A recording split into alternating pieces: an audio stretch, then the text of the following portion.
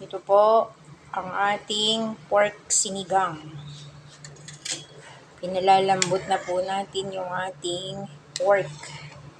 Maya-maya lang po, pwede na po natin yung haluan ng gulay. Kung mapapansin nyo po, meron po iyang siling berde, yung pansigang, meron na yung kamatis. Tapos, meron din naman akong natirang celery, ilagay ko na rin. Konti lang naman. Yan. Ito po ay bandang buntot.